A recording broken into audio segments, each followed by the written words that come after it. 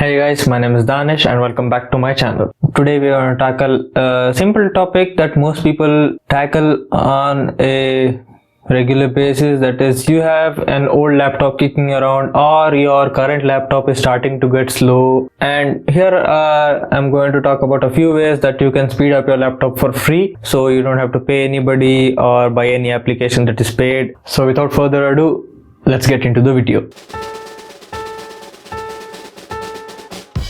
So I got this idea about making this video because I got a laptop from my cousin that is over there, sitting over there, which is on Windows 7. So this is the Lenovo IdeaPad U410 and it's a pretty old laptop. I think it's a 2014, but I might be wrong, but I'm going to list the specs right here next to my face. So when it came to me, it was really lagging a bit and it took a lot of time to boot up. Then even after typing in your login password, it took a long time for all the icons to load and all the toolbar icons to load. So it was a really laggy situation that I was never comfortable with. So I thought of doing this in a few ways. So the first thing that I thought of doing was to run a Cinebench core. Oh, was I ambitious, because I downloaded the Cinebench without any issue, but unzipping the Cinebench folder, which was around 200 megabytes or something, it said 6 freaking minutes. Can you understand that? 6 minutes to unzip a folder. So I thought, okay, I don't need to do a Cinebench run. This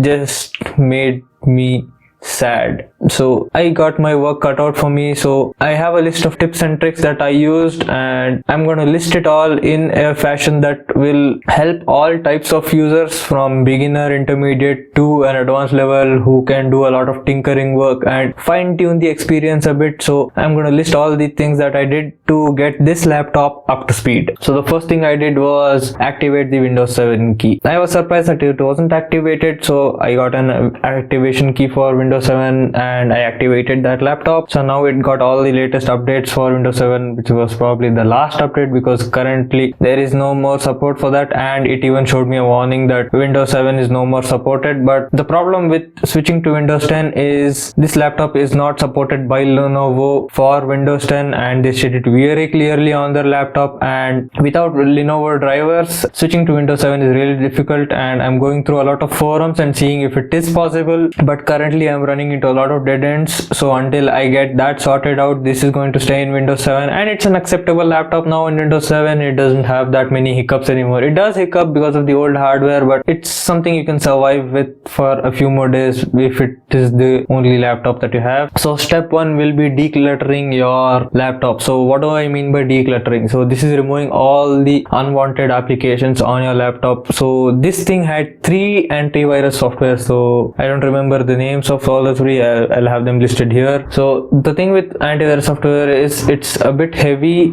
and added to Windows Defender, it takes up a lot of bandwidth and a lot of resources from the PC, especially if the laptop comes with a hard disk drive. First of all, the hard disk drive doesn't give you enough bandwidth itself for regular usage. So if it is clogged up by Windows updates, antivirus, Windows Defender, you don't get any more allocation for your regular stuff. So it cuts out and all of your creature comforts and starts lagging out. So for the first thing I would say is uninstall all of that crap. Windows Defender is a really acceptable software nowadays, and it does most of the work most of the time. And if you really want to have peace of mind, get a lightweight anti-malware software, just specifically only anti-malware, because the Windows Defender will take care of most of the other things. And full-fledged antivirus is a heavy software and takes up a lot of background resources, because it will always wants to be actively scanning everything you download or everything you open and at every boot up. So it really gets on my nerves. The next point here I want to talk about is universally accepted for both Windows 7 and Windows 10 is update your laptops. So what do I mean by update your laptops is go to the settings app, go to updates and security, and check for updates and install all of the updates manually. And after all of the updates are done and there are no new updates to be installed, just postpone the scanning for new updates for 7 days. So this does 2 things. Number 1,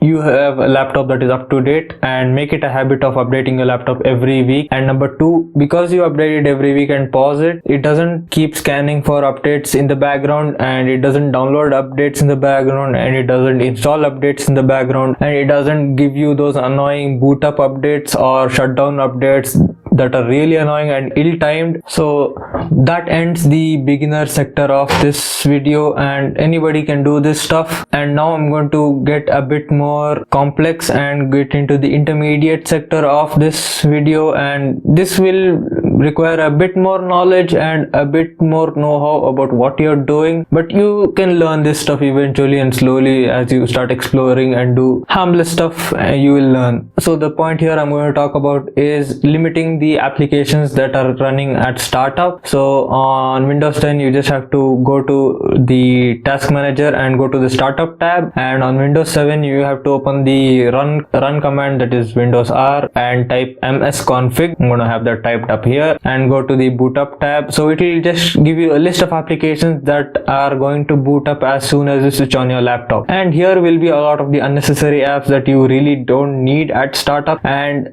the only thing that they do is slow down your boot up speed just so that they can stay up as soon as it is necessary for the system, but you actually don't use them. These are apps like Team, OBS, Discord, Skype is a big perpetrator here, and all of the user installed applications that really don't need to be at boot up. So you can uncheck all of these, and if you don't know what you're doing, don't touch any of the driver software that is like the Realtek or the Lenovo's or the Dell's or whatever, and just concentrate on the application that you installed manually. So the final set of tips and trips that I can give you is the advanced tips that you really need to know what you're doing, otherwise you'll duck your system up. So I don't recommend this to new people, or if you really want to get into this, I want you to read articles, check YouTube videos, and learn what everything does before doing any changes. So changes number 1 is going to power settings and changing your power configuration manually. So the easier part of this is just changing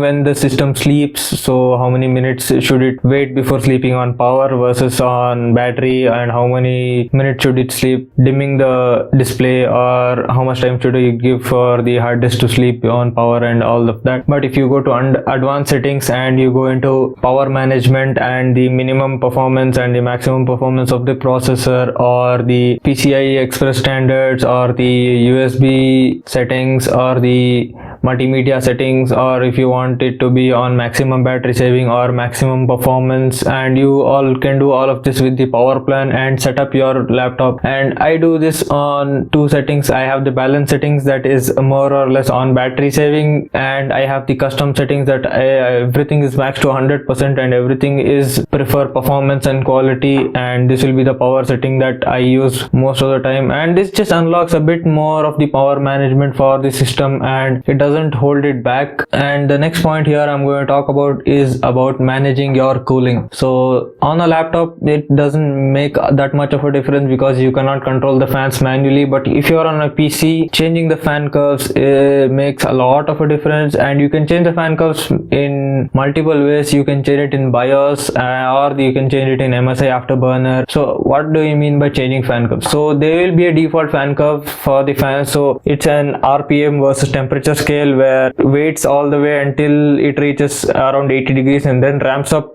aggressively. So you just want to make it a more aggressive ramp up, that it ramps up a lot earlier. So imagine you are going to ramp it up to 50% at 50 degrees Celsius and go higher over there. So this gives you a lot of headroom in terms of thermal capabilities, and if you have a more aggressive fan curve, it gives a lot more headroom for the CPU and GPU to boost up, and this will give you real term gains in terms of performance. And the final thing that I want to talk about is manually disabling or delaying startup of applications that go to a system level. So I'm not talking about the task manager startup thing, I'm talking about going to the services application. So you just search button services, open the application, so it will give you a list of services that are going in the background, from all the Windows services to all the driver services and to all the plug and play stuff. So here you have to be really careful on what you do and what you disable, so you should know what you're doing. If you really don't know what you're doing, go talk to an expert or let them do do all this tinkering for you. If you're already an intermediate level Windows 10 user, so you will understand a few things on this list, like all the Windows updates or the Google updates or the Adobe updates. So you can specifically say you want this to be triggered manually or a delayed start or automatically, or you want to disable it completely. So this is where you can do the fine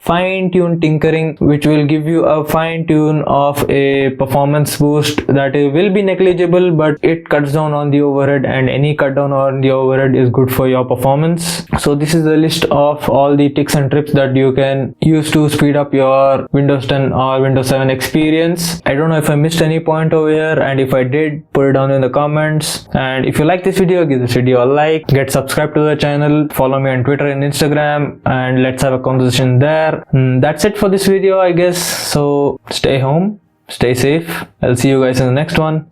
Peace.